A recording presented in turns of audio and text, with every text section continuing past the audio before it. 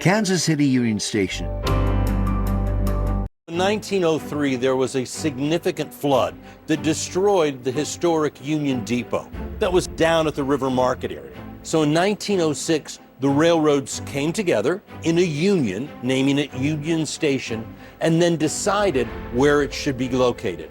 And they decided that it would be on the edge of Kansas City. So the great city of Kansas City would be behind this magnificent rail station. So always it would sit on the front of Kansas City. So in 1910, the 12 railroad companies came together to build this magnificent station. It was the largest construction project in the Midwest at the time, and it was the third largest train station in the United States. It took nearly 5 years, almost $6 million, but more importantly, nearly $50 million of infrastructure to get the trains to this location. Many people were going to come through here. At that time, you also had Fred Harvey with the Harvey House and the Harvey Girls.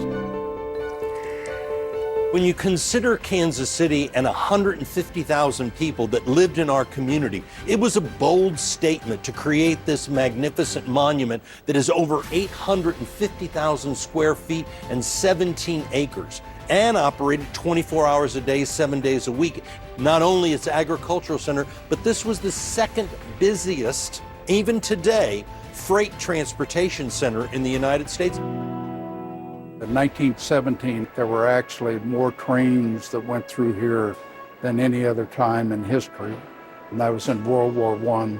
And then in 1945, when World War II was ending, there were also a record number of passengers that went through here.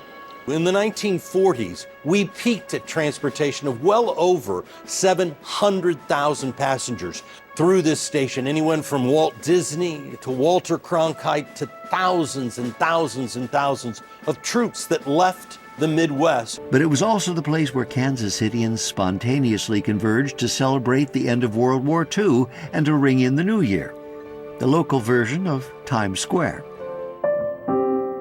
Passenger service was beginning to decline because of the highway systems and the airlines.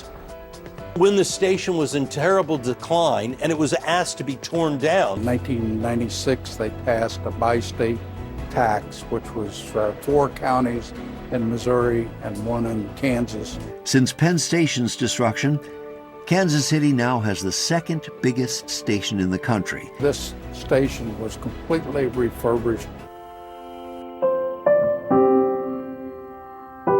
But it's not primarily a station.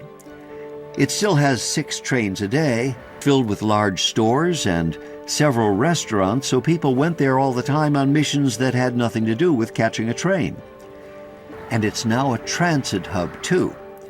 It also has a science museum and restaurants. More recently, some 800,000 area residents celebrated the Kansas City Royals' 2015 World Series victory there. It is the second largest station in existence today, second only to Grand Central in New York, and became absolutely beautiful and became literally the icon of Kansas City.